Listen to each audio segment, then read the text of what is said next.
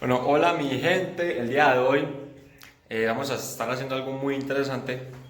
¿Por qué? Yo tengo un trabajo de la universidad y debería aplicar algunas cosas en específico, pero aparte de eso voy a hacer un reto. Entonces, eso es dos por uno. Es un reto aquí a unos amigos míos, los cuales quiero mucho, tengo hace mucho tiempo. Y bueno, les voy a hacer unas preguntas, pero ellos no saben nada sobre los temas. ¿Por qué? Porque pues son de mi carrera, son asignaturas que ellos no ven. Y eso es lo interesante. Entonces, iniciemos.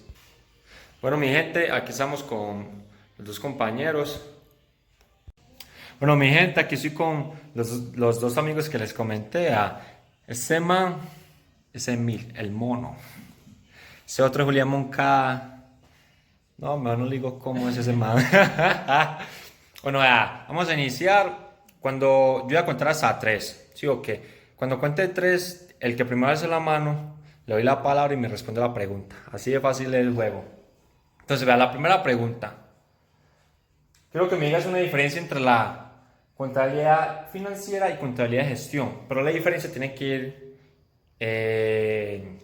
determinada en el objetivo de cada una. Entonces, una, dos, tres. Coménteme, muchacho, coménteme cómo es la vuelta. La de financiera se encarga de finalizar lo que viene siendo pues, todo lo que tiene que ver de economía y la gestión. ¿La gestión cuál? La de financiera se encarga de finalizar todo lo que tiene que ver dineros, economías y todo, pues, todo lo que tiene que ver de dinero. La gestión es de gestionar más que todo pues como planes, estrategia, pues como para mejorar. Pues te voy a decir que no es muy acertada, pero puede que vaya por ahí. Puede que se vaya por ahí. Bueno, mi gente, ya escucharon aquí al viejo Moncada, pero la respuesta en sí es esa. La contabilidad financiera, de lo que se encarga en sí, es informar sobre la rentabilidad, liquidez y la solidez de la empresa hablando cuantitativamente. Pero ¿de qué se encarga la de gestión? La gestión nos habla de manera determinada que pues es muy simple. Lo que intenta hacer es informar el valor que tiene la empresa de manera cualitativa. Se enfoca más en los valores que tiene la empresa, en lo que da la empresa, en lo que ofrece de forma cualitativa, no de forma numérica. Entonces va más allá. Bueno, pues sí, ya hicimos la primera pregunta. El compañero aquí Monca pues estuvo, Estuvo bien, para bien. no saber de la materia, estuvo más o menos, para no saber de la materia. Entonces, algo positivo. Lo otro, es que muchachos, vea, la siguiente pregunta es la diferencia entre el gasto y el costo. ¿Qué se les viene a usted a la cabeza cuando yo les hablo de eso? A las tres me levanta la mano el que se le venga algo a la cabeza. Una, Listo. dos, tres. Diría yo que costo, perdón, sí, costo es como pues una persona que está bien en un apartamento. Le toca financiar el costo del arriendo, de lo que vale la mensualidad y gasto, es el gasto mensual o anual en las necesidades de cada persona, ya sea alimenticia, de prendas. Pues, para serte sincero, llega a ser una buena respuesta. No como pues en la parte de administración, no sé de esa manera tanto, pero en la parte cotidiana te puede servir. Siga, ¿qué me vas a decir? Mi ¡Háblame! compañero Jason Torres, pero si no me mencionó que la parte financiera. Bueno, entonces si es la parte financiera, pienso que en costo tiene que ser todo, perdón, en gastos, tiene que ser todos los gastos de la empresa, por ejemplo, ya sea material de trabajo para los empleadores, beneficios, un gasto para el botiquín de primeros auxilios, gastos. Pensaría yo que viene siendo el gasto para pagarle a cada empleado su mensualidad. Mi muchacho, ¿sabe qué? Le pegó bien, le pegó bien. No, pero ¿sabe qué? Les voy a decir como una definición así súper técnica. Y ya yo le explico más o menos cómo es la vaina en sí. Va, el gasto. El gasto hace parte del costo. Necesitas como implementar esa parte domiciliaria, de hacer domicilios y todo ese tipo de cosas. ¿Qué haces? Pues compras un carro o una moto. ¿Qué pasa cuando hacemos esto? Esto de cierta manera te va a generar una actividad económica y te va a generar ingresos. O por ejemplo, vos sos un Uber, ¿qué necesitas? Un carro para poder hacer tu actividad económica y generar ingresos. El gasto hace parte de los costos. El costo viene siendo, por ejemplo, el caso del Uber, el costo del Uber viene siendo pagar la gasolina para el transporte para cada persona, ¿o qué? Pues puede ir por ahí, puede ir por ahí. ¿Por qué? Es interesante lo que acabas de decir. ¿Por qué? La gasolina vendría siendo un costo variable. ¿Qué significa un costo variable? Que no siempre va a ser lo mismo, pues. Sí, pues el precio de la gasolina varía. Aparte de eso, las distancias son diferentes. Entonces, pero te apunto algo y es que la gasolina te va a servir en cierta manera para hacer tu actividad económica. En este caso, que es el Uber, te va a servir. El gasto hace parte. Pues ya, el gasto siempre va en la parte administrativa. ¿Qué implica esto? Los sueldos. Lo que principalmente se ve en los gastos son los sueldos. Entonces, el gasto, por ejemplo, la persona que está mandando el Uber, listo, ya pusimos el ejemplo que el costo viene siendo el costo de la gasolina. Entonces, esa persona que no es dueña del carro, como lo llaman Uber, y está trabajando para otra persona, el gasto de la persona que contrató a esa persona para trabajar en el Uber, eso pues para pagarle la mensualidad, eso viene siendo un gasto del dueño del carro para pagarle el Uber. No, pues no viene siendo un gasto. ¿Por qué? Porque se está generando rentabilidad. ¿Qué tiene que hacer la persona que renta el auto para poder hacer el Uber? Darle cierto dinero a la persona dueña del carro. Entonces, en sí no es un gasto. ¿Qué sería un gasto? Reparación. Que se te dañó el motor, tiene algo el motor, le tienes que invertir. Eso es un gasto. Porque son como cosas imprevistas. Pero en la parte, digamos, de empresas, siempre va ligado a la parte administrativa. Siempre. Mira, yo voy. Todavía no. No, venga. La siguiente pregunta es que me hable sobre el cuadrante del flujo de dinero de Robert Kiyosaki. ¿Cómo repetir? El gato. Vea, Robert Kiyosaki. Sí. Es un gran escritor, empresario, pues. Parce, yo lo que le puedo decir es que por flujo de dinero yo entiendo lo que una empresa recauda y gasta. No miento, eso es como una redundancia, creo que es. Es un cuadrante. Imagínense un cuadrante. Las personas, no solo están las organizaciones, también incluyen las personas. ¿Qué se le viene a la cabeza con eso? Parce, yo lo que yo me inclino más, o sea, por lo de flujo de dinero, que entiendo que es lo que gasta una empresa y lo que adquiere. Eso entiendo como flujo de dinero, no entiendo más nada. Pues muchacho, te acabas de equivocar. Julián, ¿qué tienes para decir? ¿Qué tienes para decir? Tengo para decir que no tengo conocimiento. ¿Me puedes corregir? Pues vea, les voy a hablar sobre el tema. El cuadrante del flujo de dinero consiste en que tiene 4 lados, o cuadros, pues, mejor dicho, cuadros. Es como si hubiera un plano cartesiano. En el lado izquierdo están los empleados y los autoempleados. En el lado derecho están los inversionistas y los empresarios. En el lado izquierdo se ubica, en la parte de los empleados se ubica pues ya, en el lado izquierdo que están los empleados y autoempleados. En los empleados se ubica el 60% de la humanidad. Y en autoempleados se ubica el 35% de la humanidad. ¿Qué es un autoempleado? Un odontólogo. Un odontólogo que abrió su propio consultorio, un dermatólogo que abrió su propio consultorio, un abogado que abrió su propia firma. También, todo ese tipo de cosas. Eso es un autoempleado. Eso equivale al 35% de toda la población. Y en el cuadrante derecho están los inversionistas y los empresarios. El inversionista equivale al 1% de toda la humanidad.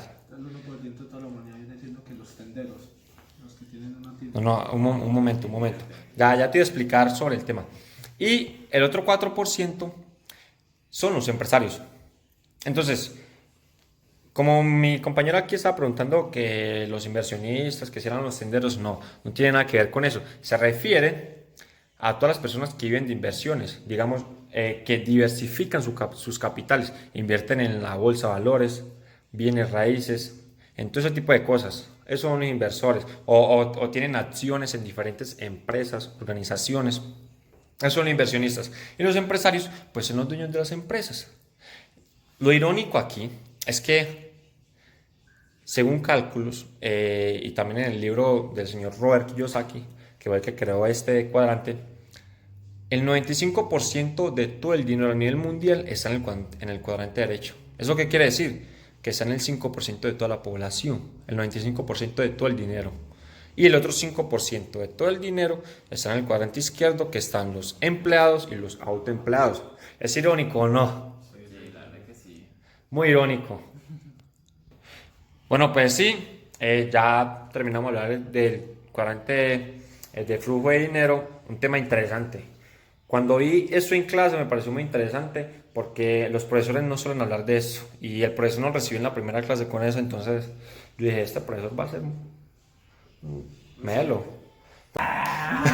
Bueno, mi gente, seguimos aquí con los compañeros. Estamos aquí, siendo sinceros, estamos arreglando Pequeño problemita. un problemita. Y bueno, esa es la pregunta.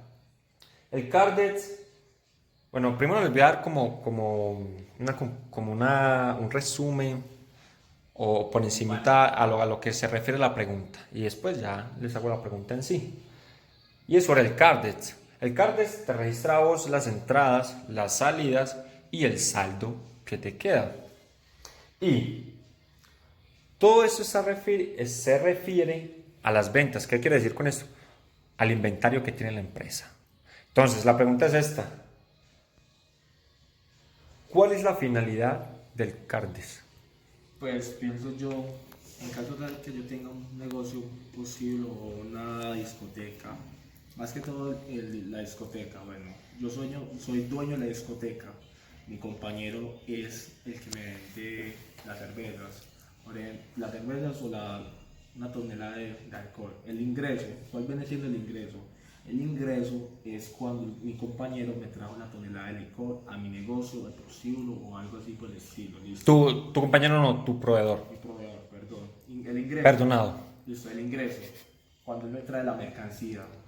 La salida, cuando yo voy a vender todo el producto que me trae. Sí, Todo el producto que continúe. me trae mi proveedor. Listo, el saldo es el beneficio o las ganancias que me trajo todo eso para mí y para mi negocio, y me toca darle pues un porcentaje no de ganancias, sino el abonarle la ganancia del saldo y todo al proveedor mío. Pues eso es lo que tengo pensado yo, no sé qué piensa mi compañero mío. ¿Qué tienes para decir? No, sí, me parece, pues con lo que dijo el sur del panorama que nos dio de que eran los ingresos, lo entiendo de esa manera, como vos lo explicaste. Entonces tú, en el caso de derecho, ¿cómo harías? Parce, no, o sea, ¿Qué tiene para decir un abogado en un proceso? Nosotros como en derecho no vemos específicamente eso, sino, por ejemplo, cuando se dijo proveedor, yo entiendo un contrato de suministro. Sí. Entonces, por ejemplo, yo soy tu proveedor y tú eres el consumidor. Sí. Entonces, pues yo soy el que te transfiero y yo deduzco que en ese caso mis ingresos serían lo que usted me paga por el licor que yo le proveo. Y la salida es la contratación que yo Y, y los costos pues serían la contratación que yo realizo para llevarle el producto a su destino. O sea, puede decir que la ganancia de la demanda que me va a quedar a mí para yo pagarle a usted. Sí, más o menos sería así. Listo. Pues mi gente, siendo sinceros, aquí hubo clase de derecho y todo, entonces eso es lo importante. Mi gente, eso está muy interesante. Vale, les acabo de mostrar clase de derecho y todo. Entonces, aquí se ven desde varias perspectivas y eso es lo interesante. Y bueno, profe, hasta el momento pienso que ha sido dinámico y espero terminar el video pues todo bien. ¡Mierda! Bueno, mi gente, el debate que ellos subieron aquí fue muy interesante. Pero yo les voy a dar como una ayudita en la parte más técnica porque el profesor lo exige. Entonces toca. Entonces, vea, la función del CARDES en sí es organizar y controlar todos los bienes que pues en cuanto a nuestros productos, como les decía, el inventario lo que hace es organizar y controlar el inventario. Eso es como en la parte técnica. Pero todo lo que ellos dijeron puede entrar ahí desde diferentes perspectivas, pero puede entrar. Él desde la manera cotidiana, desde que usted tenga una empresa. Y él desde la parte legal, que es hablando de contrato y todo ese tipo de cosas. Bueno, vamos a seguir con la siguiente pregunta. Bueno, la siguiente pregunta, en la misma pregunta puede estar como esas, como, ¿cómo les diría? No, aquí mi muchacho me va a separar por estar en el celular. Pero bueno, ya, los muchachos se portaron anteriormente bien y creo que les voy a dar unas polas. ¿Cuándo? No se sabe. Pues ya, les voy a hablar sobre un tema interesante que se debe tener presente siempre en toda la rama de la contabilidad, que es el estado de resultados. Y primero le voy a hablar sobre la estructura de él. Entonces, vea, esto bueno, inicia así. Primero ingresamos los ingresos al estado de resultados. A eso le vamos a restar el costo de la mercancía vendida. Eso nos va a dar igual a la utilidad bruta. A eso le tenemos que restar los gastos de administración y ventas. Esos siempre son los dos gastos que hay en el estado de resultados. Aparte de eso, le vamos a sumar los ingresos no operacionales. Después de eso, ¿qué hacemos? Le restamos el gasto no operacional. Eso que nos da la utilidad antes de impuestos. Después de la utilidad antes de impuesto, el impuesto en ese momento en Colombia está en un 32%. Entonces, lo que te dé, lo multiplicas por 32% y eso te da el 32, pues, la cantidad. Y ya después de la utilidad antes qué pena, ya después de el impuesto, que son el 32%, te da la utilidad neta. Hasta aquí se queda la contabilidad financiera, que fue como la primera pregunta de la que hablamos. Si le sumas el costo del capital, que es como el costo en el cual se debe saldar, el cual se debe saldar. No, ¿el EVA a qué se refiere? Que es la ganancia que te da después del costo de capital. Después que usted le paga a sus inversionistas, lo que te quede, ya, eso es tuyo, ese es el EVA. Ahí es donde uno se da cuenta si es negativo o positivo. Por eso la contabilidad de gestión es como un poco más profunda. Pero, ¿cuál es como el objetivo o la finalidad del estado de resultados? Pues lo principal es como medir el desempeño que tiene la empresa. Y en la parte operativa, qué mejoras presenta, qué déficit tiene, y todo ese tipo de cosas. Se enfoca mucho en la parte cuantitativa y también algo cualitativamente. O sea, esa pregunta en sí te va a dar como una idea, un indicio, la cual en la misma pregunta está como la forma en que la puedes responder. Entonces, vea, la pregunta es, ¿qué entendés cuando te digo que una empresa está en su punto de equilibrio en cuanto a ventas y en cuanto a dinero? ¿Qué entienden por eso? Pues pensaría yo que, pues lo voy a poner muy básico, que ni o sea, que la empresa no se está ni en, pues no está quedando ni en la ruina, ni se está enriqueciendo, ni está perdiendo todo lo que pues, todo lo que el dueño está invirtiendo en sus negocios. O sea, está pues, entre balance, ni pérdida ni ganancia. Equilibrada. Eso. Por Equilibrada. ejemplo, lo que entiendo es, son como cuando la empresa cumple los propósitos que se proponen el año. Entonces, por ejemplo, pongámosle la licorera de Antioquia, dice, bueno, este año espero vender 1.000.000 de botellas de guaro. Entonces ya dicen, el año, si yo logro vender eso, estoy en mi punto de equilibrio. Es decir, no tengo ni pérdidas ni ganancias. Logro tener lo necesario como para subsistir, digámoslo así. Pienso yo pues que es eso.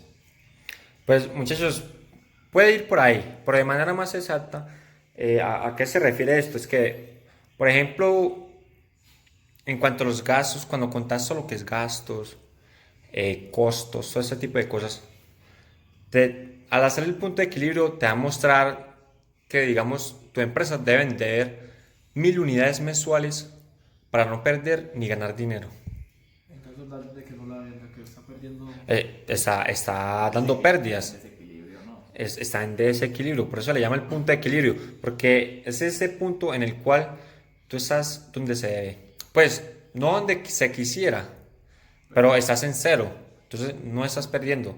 Pues, y eso pasa, eso se puede intentar mucho cuando se está iniciando una empresa, porque los primeros años son como adaptación para poder ya despuntar y posicionarse. A eso es lo que me refiero. Digamos que en cuanto a cuando ya hiciste todas las labores de contabilidad y te arroja, no, tienes que vender 1.100 unidades para que no perdas nada y tampoco ganes algo. Entonces ese debe ser como el objetivo mínimo. Y ya cuando digamos vendiste 2.000, bueno, ya estás vendiendo 900 más, eso te genera utilidad. Pero digamos que vendiste 800, estás vendiendo 300 más, eso te va a generar pérdidas. Y en pesos, ¿qué es lo que vas a hacer? Coges el valor unitario del producto, que digamos un chocorramo ahora que está como a 2.000 pesos, güey, está más caro, como a 2.000 pesos. A 1.100 te da una cantidad. Eso que te da es el punto de equilibrio en pesos. A eso es lo que se refiere. Bueno, la siguiente pregunta es interesante, pero para cualquier persona llega a ser fácil. Háblame o qué entender sobre costo fijo y costo variable. A las 3, el que levanta la mano primero me dice 1, 2, 3. Pero mira a mí. No, yo vi que este mal iba a responder, pero Dale, pues, Julián.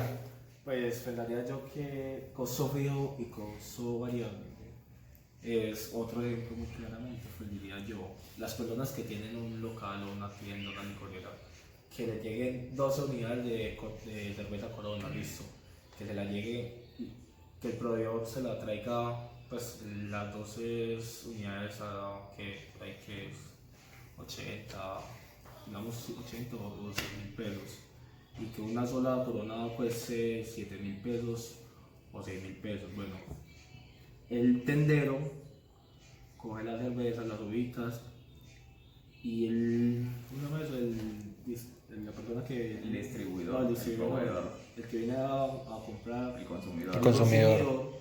le pide al tendero, bueno, dame una Corona, bueno, el costo fijo, listo, costo fijo la Corona 6.000 pesos, el costo variable, el que el dueño de la tienda trata de subir, o sea, él mismo es autónomo de subir el precio de la cerveza para que le quede, o sea, que la cerveza valga 6.000, bueno, él la subió a 12.000 pesos para que le quede ganancia de su negocio. Pues pienso Pues, Julián, yo lo que yo quiero escuchar a lo que Emil. entiendo por costo variable, bueno, es que el mismo nombre uno puede decir que lo dice y se puede inferir. Uno por costo variable entiende cuando el precio varía, no sé, según, por ejemplo, la economía, que es más volátil, según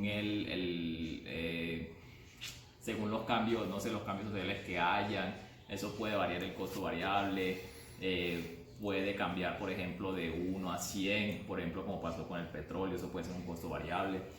Ya en el costo constante, ya yo digo que sería todo lo contrario, que el costo se mantiene, o sea, no se mantiene uniforme, digo yo pues que uniforme, no tiene cambio y logra mantener así. Pues entiendo yo. Yo pues en mi otro en la mente no sé, mi compañero Jason o mi amigo Jason me puede corregir.